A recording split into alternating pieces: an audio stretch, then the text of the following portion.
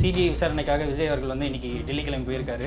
சிபிஐக்கு வேறு வேலை இல்லை, இவரை கூப்பிட்டு விசாரிக்க வேலை. இன்றைக்கி நைட்டே பேச்சுவார்த்தை நடத்தணும்னு நினைக்கிறேன். நேற்று ஒரு டீம் வந்து அவர் வீட்டுக்கு வந்து பேசிட்டு போயிருக்குது. அப்புறம் அவர் நைட்டு போய் வெளியில் எங்கேயோ போய் பேசிட்டு வந்துருக்காரு. இதெல்லாம் நடக்கிறதெல்லாம் வச்சு பார்த்தா கூட்டணிக்குள்ளே காங்கிரஸ் கூட நடுவில் பேசுனாங்க, அதையும் தக்க வைக்க தெரில. ஒன்றுமே கிடையாதுல்ல கட்சியில், எவனும் பேசுறதுக்கு ஆள் இல்லை. தவிரங்க எவனாவது எல்லாரையும் கூப்பிட்டு போனாங்க அந்த டெல்லிக்கு. சம்மன் ஒன்று கொடுத்துருக்காங்க, அதை வச்சுனா இருக்குது. விஷ்ணு ரெட்டி இருக்குது, சிடி நிர்மல்குமார் இருக்குது. இவர்களே மாவட்ட செயலாளர் பலர்கிட்ட சொல்லியிருக்காங்க, கூட்டணி தான் போகிறோம், வெளியிலே சொல்லிட்டு விடாரு. 133 பேர் கலந்துக்கிட்டாங்க. 98 பேர், அதான் கிட்டத்தட்ட 85-90% பேர் நான் வேலைக்கு ஆகாது, ஆளே இல்லை, கூட்டணி நீ போயிடுவோம். அந்த என்டிஏ கூட்டணி போகணுன்னா நம்ம ஒரு 45-60 எம்எல்ஏ கேட்டு, ஆட்சி துணை முதல்வர் கேட்டு, இப்போவும் வந்து லைட்டாக அடம் பிடிக்கிறாரு. அந்த அடத்தெல்லாம் நாளைக்கு சரி பண்ணுவாங்க. சரி பண்ணிடுவாங்களா? பண்ணிவிடுவாங்க. இவருக்காக அந்நியார் போய் எங்கேயோ பூஜைலாம் பண்ணிட்டு வந்துக்கிறாங்க மும்பையில். ஓகே, இவங்க சங்கீதா அவங்க தெரிலங்க. மும்பைக்கு போன அந்நியார் பூஜைலாம் பண்ணிட்டு நல்லா இருக்கணும், கூட்டணியாக இருக்கணும். மானங்கட்டவனே என்னன்னா பேச்சு பேசுனேன், பிஜேபி கூட போறியா? தற்கொலை முயற்சி அப்படின்னு தான் வந்து சொல்கிறாங்க. நான் பண்ணிட்டேன், போ நீ நல்லா இரு. விஜய் அவர்கள் வந்து இந்த 2026 தேர்தலில் வந்து முன்னிலை வைக்க போகிறார் அப்படின்னு சொல்லி ஒரு ஐடிபிஎஸ் அவங்களோட கருத்து கணிப்பு வந்திருக்கு. விஜய் என்டிஏ கூட்டணிக்குள்ளே போகக்கூடாது அப்படின்றதுக்காக வருகிற ஒரு கருத்து கணிப்பு. தனியாக நின்னாவே ஜெயிச்சிடான் தலைவா, நீ முதலமைச்சர், நீ யார், நீ தெய்வமே. அவங்க ஓகே, விஜய் முதல்வர் ஆவார், ஸ்டாலின்கிற 2வது இடத்துல இருக்கிறாரு, வேட்பாளர் இருக்கிறாங்களா 234 தொகுதிக்கு. எடப்பாடி அவர்களுக்கு வந்து விஜய் அவர்கள் உள்ள வரதுல வந்து விருப்பம் இல்லை. அதிமுக, பாஜக, பாமக, அமமுக, தாவேகா, இந்த எல்லா காவும் ஒன்று சேர்ந்தா பிளாஸ்ட்டு தான். அது இவங்களுக்கு நல்லா தெரியும். திமுக அது தெரிஞ்சனால தான் விஜய் அவர்கள் வந்தார் அப்படின்னா அவருக்கு எவ்வளோ சீட்டு வந்து கொடுக்கப்படும்? ஒரு 100 சீட்டு கொடுத்துட்டாங்க வச்சுக்கோங்க. 100 வேட்பாளர் அவர் எங்கே போவார்? 234 தான் ஆளுகள் தானே வராது. 45 தொகுதி, அதிகபட்சம் 50 தொகுதி, அது கூட கொடுக்க மாட்டாங்கண்ணா. தமிழ் நேயர்களுக்கு வணக்கம். இன்று நம் நேர்காணலில் இணைந்திருப்பவர் மூத்த பத்திரிகையாளர் திரு முத்தலிஃப் அவர்கள். வணக்கம் சார். வணக்கம். சிபிஐ விசாரணைக்காக விஜய் அவர்கள் வந்து இன்னைக்கு டெல்லி கிளம்பி போயிருக்காரு. அது போக வந்து நிறைய விஷயங்கள் வந்து இன்னைக்கு பரபரப்பாக வந்து நியூஸாக மாறி இருக்கு. அதாவது அவர் வந்து விமானம் ஏறும் போது வந்து அவர் வந்து பைலட் வந்து இறக்கி விட்டுருக்காரு, கத்திரிக்கோள் வச்சிருக்காரு அப்படின்னு சொல்லி அப்படி ஒரு நியூஸ் வந்தது. எதிர்பாராத திசை திருப்பமாக வந்து விஜய் அவர்கள் வந்து இந்த 2026 தேர்தலில் வந்து முன்னிலை வைக்க போகிறார் அப்படின்னு சொல்லி ஒரு கருத்து கணிப்பு ஐடிபிஎஸ் அவங்களோட கருத்து கணிப்பு வந்திருக்கு. திமுகவுக்கும் அவருக்கும் வந்து 1% கூட வந்து வித்தியாசம் இல்லை. முதல்வர் பதவிக்கு வந்து ஒன்று மு.க. ஸ்டாலின் அவர்களோ இல்லை விஜய் அவர்களோ தான், இவங்களுக்கு இடையெல்லாம் போட்டி அப்படின்ற மாதிரி நியூஸ் வந்து பரபரப்பாக மாறி இருக்கு.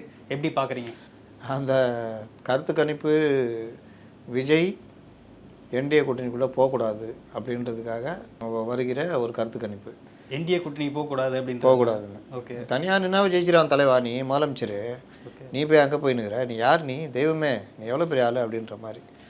மேட்ரு என்னென்னா, விஜய் அவங்க வந்து அந்த விருப்ப மனு விநியோகிச்சாங்க, 1,00,000 பேர்கிட்ட வந்து வாங்கினாங்கன்னு பெருசாக பெருமை பீத்திக்கிட்டாங்க. அது எல்லாமே இந்த புஷி ஆனந்த் பண்ணுற கூத்துன்னு தெரியும்.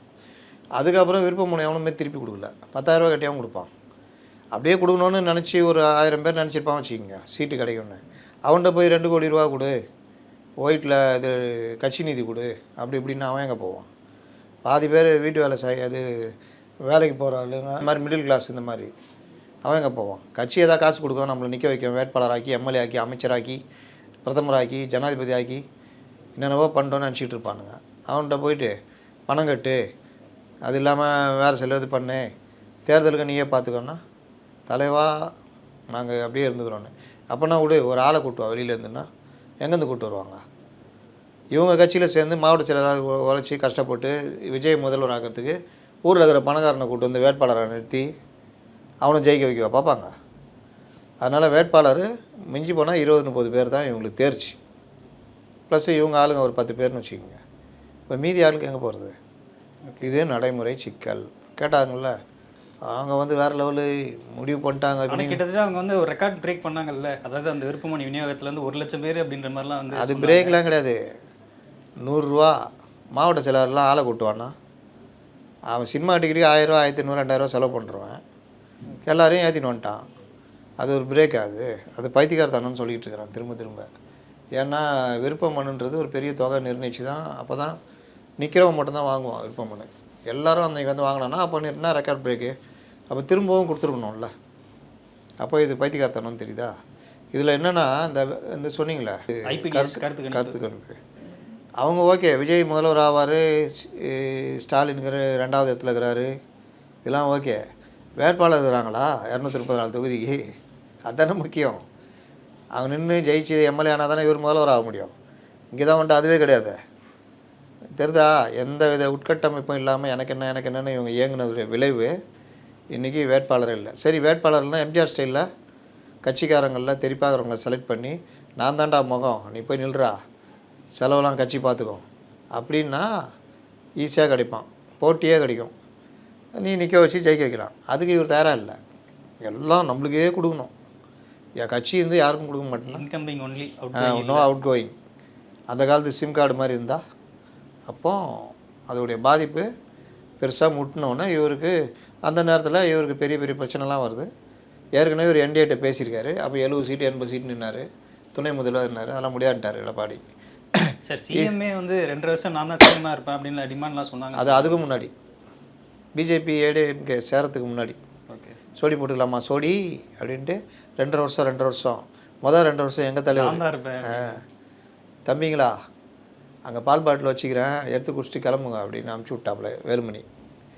அதுக்கப்புறம் பால்வாடி கட்சி தானே அப்படியே ஊட்டி இருந்தது.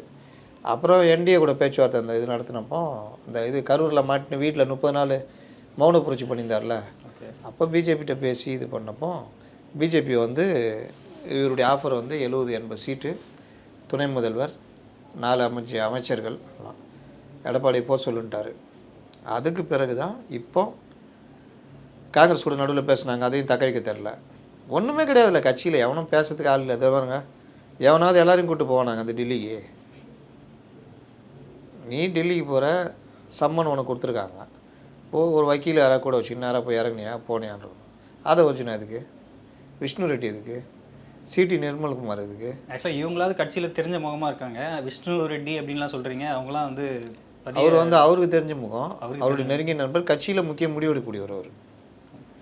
அப்போ இந்த மாதிரி விவகாரத்தில் இவர்கள் ஒன்றும் இல்லைன்னு தெரிஞ்ச அப்புறம் தான் பேச்சுவார்த்தைக்கு வந்துட்டு இப்போவும் வந்து லைட்டாக அடம் பிடிக்கிறாரு. அந்த அடத்தெல்லாம் நாளைக்கு சரி பண்ணுவாங்கன்னு நினைக்கிறேன். சரி பண்ணிடுவாங்களா? பண்ணிவிடுவாங்க, பெரும்பாலும் பண்ணுறதுக்கு வாய்ப்பு இருக்குது. ஓகே. ஏன்னா இவருக்காக அந்நியார் போய் எங்கேயோ பூஜைலாம் பண்ணிட்டு வந்துக்கிறாங்க மும்பையில். ஓகே. இவங்க சங்கீதா அவங்க ஏங்க நான் எனக்கு தெரிலங்க, மும்பைக்கு போன அந்நியார். ஆமாங்க, பூஜைலாம் பண்ணிட்டு நல்லா இருக்கணும், கூட்டணியாக இருக்கணுன்ற மாதிரிலாம் வந்துக்கிறாங்க.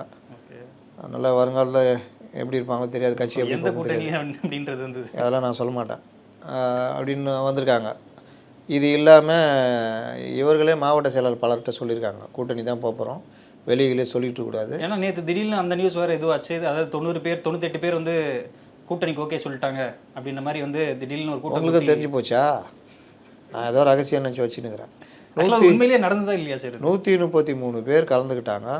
அந்த பேரில் 120 பேர் கலந்துக்கிட்டாங்க, 13 பேர் ஆப்சண்ட்டு. நம்ம திமுக வேலைக்கு வாங்கிட்டு இருக்கோன்னு நினைக்கிறேன். மீதி அந்த 120 பேரில் 98 பேர், அதாவது கிட்டத்தட்ட 85-90% பேர் நம்ம இங்கே தான் போகணும். இப்போ நான் சொன்னல அதெல்லாம் பேசியிருக்காங்க. எவனையோ கூட்டு வந்து எம்எல்ஏ ஆகிறதுக்கு நானா கட்சிக்கு எதுக்கு வரணும், தலைவர் முதலமைச்சராக தான் வந்தோம். நான் எம்எல்ஏ ஆகலன்னு பரவாயில்ல, யாராவது ஒருத்தர் இது பண்ணி தலைவர் முதலமைச்சர் ஆகணும். நீ ரோட்டில் இருக்கிற பணக்காரனை கூட்டுவா, அவனை கூட்டுது, நான் அதுக்காக நான் வந்திருக்கேன், இதெல்லாம் வேலைக்கு ஆகாது, ஆளே இல்லை, அதனால் கூட்டணி நீ போயிடுவோம், அதுதான் நல்லது, பெட்ரு. பிஜேபிக்கு பக்கம் போகணும், அந்த என்டிஏ கூட்டணி போகணுன்னா நம்ம ஒரு 45-60 எம்எல்ஏ கேட்டு, ஆட்சி துணை முதல்வர் கேட்டு, 2-3 அமைச்சர்கள் கேட்டு வாங்கிக்கலாம் அப்படின்னுங்கிறாங்க. ஓகே. இவங்க என்ன சொல்லிக்கிறாங்க, கூட்டணி போகிறது கிட்டத்தட்ட உறுதி, நீங்களும் சொல்லிட்டீங்க, வெளியே சொல்லக்கூடாது, சொன்னீங்க இல்லாட்டி உங்களுக்கு பிடிக்கலன்னு கட்சி விட்டு வெளியிலே போயிட்டு நாளைக்கு உள்ளே வரணும்னா வரவே முடியாது, ஒன்ஸ் வெளியே போனால் மூடிடுவோம் கதவை அப்படின்னு. அதனால் இதுதான் நடந்திருக்கு. இவர் இப்போ டெல்லி போய்கிறாரு. சிபிஐக்கு வேறு வேலை இல்லை, இவரை கூப்பிட்டு விசாரிக்க வேலை. அதுவும் ஞாயிற்றுக்கிழமை தான் வந்து கூப்பிட்டு. அதனால் இன்றைக்கி நைட்டே பேச்சுவார்த்தை நடந்துடும்னு நினைக்கிறேன். நேற்று ஒரு டீம் வந்து அவர் வீட்டுக்கு வந்து பேசிட்டு போயிருக்குது, டெல்லி டீம் ஒன்று, விஜய் வீட்டுக்கே வந்து. அப்புறம் அவர் நைட்டு போய் வெளியில் எங்கேயோ போய் பேசிட்டு வந்துக்கிறாரு. இதெல்லாம் நடக்கிறதெல்லாம் வச்சு பார்த்தா கூட்டணிக்குள்ளே போயிடுவாரோ அப்படின்னு எனக்கு தோணுது. சரி, அதே போல் வந்து இப்போ வந்து செய்திகளெல்லாம் ஒரு விஷயம் வந்து சொல்கிறாங்க, எடப்பாடி அவர்களுக்கு வந்து விஜய் அவர்கள் உள்ளே வரதில் வந்து விருப்பம் இல்லை அப்படின்ற மாதிரி சொல்லப்படுது. அதாவது முன்னாடி எடப்பாடி அவர்கள் வந்து அந்த கொடியை அந்த டைமில் கூப்பிட்டு இருந்தால் கூட வந்து அப்போ இந்த சுச்சுவேஷன்ஸ் வேறு, அது ஏடிஎம்கேவே வந்து அவங்கள வந்து உள்ளே கூட்டிட்டு வந்த மாதிரி இருந்திருக்கும். இப்போ வந்து பிஜேபி உள்ளே கூட்டிகிட்டு வந்தால் அவங்களுக்கு எக்ஸ்ட்ரா சீட்டு கொடுக்கணும், அப்புறம் வந்து அந்த கூட்டணி ஆட்சி ஆல்ரெடி அப்படின்னு அப்போ கூட்டு வந்தால் மட்டும் எக்ஸ்ட்ரா சீட்டு கொடுக்குற மாதிரி இருக்காதா? ஓகே, அப்போ சும்மா வருவாங்க? அப்போவும் எக்ஸ்ட்ரா சீட் தானே கொடுக்குற மாதிரி இருக்கும். ஏன்னா இப்போ வந்து அந்த கூட்டணி ஆட்சி அப்படின்றது ரொம்ப வந்து ஃபோர்ஸ் பண்ணி அந்த மாதிரியான சூழலுக்குள்ளே தள்ளிடுவாங்க அப்படின்ற மாதிரி ஒரு இதுன்னு சொல்லப்படுது. அதனால் எடப்பாடி அவர்கள் வந்து இதில் விருப்பம் தெரிவிக்காமல் இருக்காரு அப்படின்ற மாதிரி சொல்லப்படுது. யார்கிட்ட தெரிவிக்காமல் இருந்தாரோ? இதெல்லாம் செய்தியில் விட்டுறது இருக்காங்க. அதாவது எப்படியும் சேர்ந்துடக்கூடாது. அதான் ஏங்க அதிமுக, பாஜக, பாமக, அமமுக, தாவேகா இந்த எல்லா காவும் ஒன்று சேர்ந்தா கிட்டத்தட்ட பிளாஸ்ட்டு தான். 200 சீட்டுக்கு மேலே ஜெயிச்சிருவாங்க, ஈஸியாக ஜெயிப்பாங்க. அது இவங்களுக்கு நல்லா தெரியும் திமுக. அது தெரிஞ்சனால தான் இல்லாத இதெல்லாம் பேசி நேற்று ஃபுல்லாக சமூகத்தெல்லாம் மானங்கட்டவனே என்னன்னா பேச்சு பேசினேன், பிஜேபி கூட போறியா, அப்படி போறியா, பி டீமு, இவ கொள்கை முரண் உள்ளவர்களோட வரும், இவங்களாம் அப்படியே கொள்கையோட ஒத்த கொள்கையோடு இருக்கிறாங்க. காங்கிரஸுக்கு கம்யூனிஸ்ட்டுக்கு என்ன பிரச்சனை? கேரளாவில் எப்படி எதிர் தானே? இங்கே திருமாவளவன் ஜாதி கட்சி யாராவது வந்துச்சுன்னா நான் கூட்டணியில் இருக்க மாட்டேன்றார்ல, சொன்னார்ல பாமகக்கு. கொங்கு ஈஸ்வரன்னா கட்சி இடதுசாரிகளுக்கு வந்து காங்கிரஸ் கட்சி இடதுசாரிகளுக்கு ஒத்து வராது. காங்கிரஸ் கட்சி இடதுசாரிகளுக்கு மதவாத கட்சிகள் ஒத்து வராது. எல்லா கட்சியும் ஒரே மாதிரி பார்ப்பாங்க. இஸ்லாமிய கட்சிகளையும் மதவாத கட்சியாக தான் பார்க்குறாங்க. அப்போ அவர்களோட ஒன்றாக்க கூட்டணியில் இருக்கிறீங்களா? அப்போ அது என்னது? அங்கே முஸ்லீம் லீக்கு அங்கே யார் கூட இருக்குது? காங்கிரஸ் கூட இருக்குது. இங்கே இவங்க எல்லாம் ஒன்றா இருப்பாங்களாம். இது எல்லாத்துக்கும் மேலே இன அழிப்பு கட்சியோட எந்த காலத்திலும் கூட்டணி வைத்துக் கொள்ள மாட்டேன், தற்கொலைக்கு சமானம், அதை விட உயிரை மாய்த்து கொள்ளும், அப்படி இப்படிலாம் பேசினார். யார்? வைகோ. இன அழிப்பு கட்சி எது? காங்கிரஸ். இப்போ எங்கே இருக்கிறாங்க எல்லோரும்? அதனால் இவங்கெல்லாம் பண்ணால் மண்குடம், விஜய் உடைச்சா பொன்குடம். ஆக்சுவலாக இப்போ அதே தான். இப்போ நீங்கள் சொன்ன மாதிரி அந்த தற்கொலை முயற்சி அப்படின்னு தான் வந்து சொல்கிறாங்க. விஜய் அவர்கள் வந்து இப்போ ஏன்னா இவ்வளோ நாள் அவர் வந்து அரசியல் எதிரி, கொள்கை எதிரி அப்படின்னு சொல்லிட்டு டிஎம்கே அப்புறம் பிஜேபி தான் சொல்லிட்டு இருந்தார். இப்போ கொள்கை எதிரியோடைய கூட்டணி வைக்கிறது வந்து அரசியல் தற்கொலை அப்படின்ற மாதிரிலாம் சொல்கிறாங்க. நான் பண்ணிட்டேன் போ, நீ நல்லாரு. உனக்கு என்னப்பா, அவன் தற்கொலை பண்ணிட்டா உனக்கு தான் நல்லது. அப்படியே இவர் திரும்ப எங்கள் பீஸை பிடிங்கி விட்டாங்க.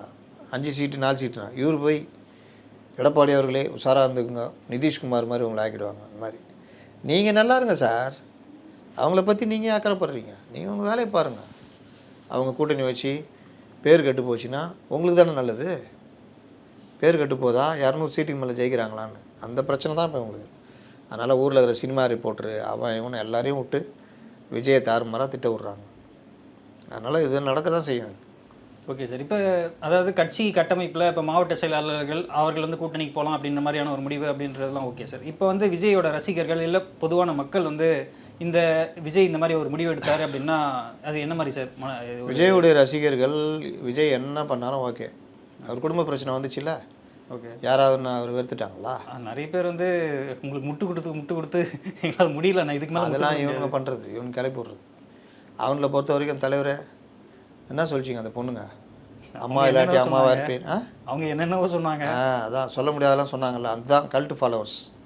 அவங்களுக்கு இப்போ ஒரு நண்பர் இப்போ சொல்லிட்டு போனார், என் பையன் தாவேக்கா நீ வந்து எப்படின்னா இருந்துட்டு போ, விஜய் எங்கே போனாலும் என் ஓட்டு விஜய்க்கு தான், பிஜேபிக்கு போனாலும் என் ஓட்டு தான். இஸ்லாமிய அந்த இளைஞர்கள் எல்லாருமே அப்படி தான் இருக்காங்க. எங்களுக்கு என்ன இருக்குது, நாங்கள் விஜய்க்கு தானே போடுறோன்ற மாதிரி மைண்ட் செட்டில் இருக்காங்க. ஏன்னா அந்த மாதிரி கூட்டம் தான். விஜயை ஃபாலோ பண்ணுனா அதுக்கு என்ன அரசியல் அறிவு இருக்கும்? அப்போ அது என்ன பிஜேபின்னு பார்க்குமா, திமுகன்னு பார்க்குமா, அதிமுகன்னு பார்க்குமா? அதை பொறுத்த வரைக்கும் விஜய் எங்கே போகிறாரோ ஓட்டு போடுவோம். நீங்கள் அவங்கள என்ன புல்டோசர் வச்சு ஏற்றினா கூட மாற மாட்டாங்க. அதனால் அதெல்லாம் பிரச்சனை வராது. சிறுபான்மை இளைஞர்களே விஜயை ஃபாலோ பண்ணுறான்னா அவன் விஜய்க்கு தான் போடுவான். அதனால் விஜய்க்கு இது இல்லை. பொதுமக்கள்லாம் அதெல்லாம் கிடையாதுங்க. கூட்டணி அமைச்சு எந்த கூட்டணி பெருசுன்னு வந்துடும். விஜய் சேர்ந்தால் இந்த கூட்டணி பிளாஸ்ட்டுன்னு அப்படியே ஜனங்க எல்லாம் யாருப்பா போட போகிறா, இந்த தடவை விஜய் அந்த கூட்டணி தான் ஜெயிக்கிற மாதிரி. அதாவது பிஜேபியோட சேர்ந்தாலுமே அந்த இமேஜ்லாம் மறந்துட்டு விஜய்ன்ற ஒரு அதெல்லாம் கவலைப்பா. இந்த கருணாநிதி சேர்ந்தார், ஜெயலலிதா சேர்ந்தாங்க, எல்லாரும் தான் சேர்ந்தாங்க. என்ன ஆச்சு? பேரை கெட்டு போச்சு. அவங்களுக்கு நல்லா தானே இருக்கிறாங்க. ஆனால் நம்ம திருமாவளவனே அங்கே தான் இருந்தார் 2001. என்ன கெட்டு போயிட்டாரா? இன்றைக்கி வந்து சனாதனம்லாம் உருட்டின்னு இருக்கிறாருல்ல. அப்படி தான், அதெல்லாம் கண்டுக்க மாட்டாங்க ஜனங்க. அதுவும் தமிழ்நாட்டில் பிஜேபி வந்துடுச்சு. அதுதான் 6-8% இருக்க. அண்ணாமலைக்கு பெரிய பேர் இருக்கா இல்லையா? ரொம்ப பிஜேபிக்காரன்னு அவரை ஒதுக்கிய வச்சுக்கிறாங்க. ஊழல் முறைகேடுகள் அரசுடையது, மக்கள் பிரச்சனை பேசுனா அது எந்த கட்சியாக இருந்தாலும் ஏற்றுப்பாங்க. அதனால் இவர்கள் உட்காந்து உருட்டுறது. அதிமுக பாஜக கூட்டணியில் வந்து தொகுதி பங்கீடு அப்படின்றது வந்து இன்ன வரைக்கும் அது முடிவு பண்ணப்படல. ஸோ விஜய் அவர்கள் வந்தார் அப்படின்னா அவருக்கு எவ்வளோ சீட்டு வந்து கொடுக்கப்படும்? ஏன்னா அவர் வந்து ஒரு பெரிய ஃபோர்ஸ் அப்படின்ற மாதிரிலாம் ஒரு இமேஜ் வச்சிருக்காரு. கொள்கை எதிரி அப்படின்னு சொல்லிட்டு அதை ஒரு காம்ப்ரமைஸ் பண்ணிட்டு வர ஒரு சுச்சுவேஷன்லாம் இருக்குது. ஸோ அவருக்கு சீட்டு எவ்வளோ கொடுக்கப்படும்? அவர் என்ன வந்தாலும் அவர்கிட்ட ஒரு 100 சீட்டு கொடுத்துட்டாங்க வச்சுக்கோங்க, 100 வேட்பாளருக்கு அவர் எங்கே போவார்? 234க்கு போகிறதுக்கே வந்து எங்கள் 234 தான் ஆள் இல்லைன்னு தானே வராரு. அதனால் 45 தொகுதி, அதிகபட்சம் 50 தொகுதி, அது கூட கொடுக்க மாட்டாங்க. 45 தான் இருக்கும்னு நினைக்கிறேன். அதிமுக ஒரு 144 நிற்கும். மற்ற கட்சிகள் பாஜக ஒரு 20, மற்றவங்க 15, பாமக 10, 5 நிற்பாங்க. 90 சீட்டு வெளியே போகும். மீதி 144 சீட்டு இவங்கள்ட்ட இருக்கும். இந்த 144ல் இவர்கள்ட்ட கூட்டணி கட்சி ஏதாவது 1, 2 இருக்கிறது இரட்டையில் நிற்க வச்சுக்குவாங்க. அங்கே போகிறவங்கள அவங்களுக்கு தாமரை இல்லை அந்த மாதிரி நிப்பாட்டிக்குவாங்க. இப்படி தான் போகும். 45 தொகுதி. இப்போ அதே போல் வந்து விஜய் அவர்கள் வந்து இப்போ வந்து என்டிஏ கூட்டணிக்குள்ளே போகிறாரு அப்படின்னா இப்போ வந்து ராமதாஸ், சசிகலா அவங்கெல்லாம் வந்து விஜய் கூட கூட்டணி வைக்க போகிறாங்க அப்படின்ற மாதிரிலாம் ஒரு ஸ்ட்ராட்டஜி நேற்று ஒரு உருட்டு பார்த்தேன், ஒரு மெசேஜ். ஐயோ ராமதாஸ் எவ்வளோ பெரியவர், அவர் வந்து சசிகலா ஐயோ அவங்க எவ்வளோ, இவங்க 2 பேரும் இவங்க போய் விஜய் கூட போகிறாங்களா, ஐயோ வேறு மாதிரி, அதுவும் இவங்க கூட கிருஷ்ணசாமி சேர போகிறாங்க. தமிழ்நாட்டில் ஒரு பெரிய பிரளயமாக இருக்கும். என்ன வரப்போகுது? இந்த மாதிரிலாம் எழுதுறவங்களாங்கிறான். அவரே கட்சியை பிடிக்கிட்டான்னு உட்காந்து புலம்பினுக்கிறாரு. என்ன முடிவு எடுக்குன்னு அவருக்கு தெரியல இது வரைக்கும். எந்த முடிவு எடுத்தாலும் அன்புமணி அங்கீகரிக்கிற மாதிரி. விஜய் கூட அவர் ஃபோன் போட்டு பேச ட்ரை அது ட்ரை பண்ணி இதான் இதுக்கு தான் தெரியுமே. ராகுல் காந்திக்கே பெப்பே காட்டுன டீம் இது. இப்போ மட்டும் என்ன, அமித்ஷாக்கே பெப்பே காட்டுற டீம் தான் இது. வேறு வழி இல்லை, என் கேரகம் அப்படின்ட்டு போகிறாங்க. அதனால் இது வந்து எதுலேயுமே சேர்த்து இல்லை இந்த டீமு. அதனால் ராம்தாஸ் வந்து அவர் என்னன்னு தெரியாமல் அப்படியே இருக்கார். சசிகலா கட்சி ஆரம்பிச்சுட்டு ஒருவேளை பிஜேபி கூப்பிட்டுச்சுன்னா அங்கே போய் ஜாயின் பண்ணி என்டிஏ கூட்டணிக்குள்ளே ஏதாவது போக முடியுமான்னு பார்ப்பாங்க. ஒரு 2-3 சீட்டு அவங்க நிற்க முடியாது. இந்த மாதிரி ஒவ்வொருத்தருக்கும் ஒவ்வொரு அஜெண்டா இருக்குது, அவ்வளோதான். மற்றபடி பெரிய இதெல்லாம் கிடையாது. இதுக்கு முன்னாடி வரைக்கும் வந்து விஜய் அவர்கள் அந்த தாவிகா கட்சியிலேருந்து சொல்லப்பட்டது வந்து இந்த தேர்தல் தேதி அறிவித்தோன்னே விஜய் அவர்கள் வந்து ரோடாக இறங்கி பிரச்சாரம் பண்ணுவார் அப்படின்ற மாதிரிலாம் சொல்லப்பட்டது. இது வரைக்கும் அந்த ஒரு நெருக்கடி இருந்தது, அவங்களுக்கு பெர்மிஷன் கொடுக்கல அப்படின்ற மாதிரிலாம் சொல்லப்பட்டது. இப்போ வந்து பிஜேபியோட கூட்டணி இந்த மாதிரி ரோடாக இறங்கி பிரச்சாரம் பண்ண போகிறாங்க அப்படின்ற மாதிரிலாம் சொல்கிறாங்க. ஸோ அப்போ இது வந்து தேர்தல் உருட்டுறது எல்லாம் உருட்டுங்க. மற்றவங்களாம் ரோடாக போகல, எடப்பாடி பழனிசாமி போல், அன்புமணி ராமதாஸ் போல், யார் போல். என்ன உருட்டுனா செயல் வீரர் கூட்டம் நடத்துகிறேன்னு பர்மிஷன் கேட்குறது. அப்போ எவ்வளோ பேர் வர்றாங்க, எங்கே போட போகிற, எந்த மண்டபம், மண்டபத்தில் பர்மிஷன் லெட்டர் வாங்கிட்டு வா, என்ஓசி வாங்கிட்டு வா, அது இதுன்னு பண்ணுவாங்க. நீ பொதுக்கூட்டம் நடத்த போகிறோம், நடத்திட்டு போயினே இருக்கலாம். 234 தொகுதி நடத்தலாம். இவர் ரோடாலாம் இவர் இறங்க வராது. இது வந்து இன்னும் பொதுக்கூட்டம் நீங்கள் 234 தொகுதி கூட அவர் போக மாட்டார்.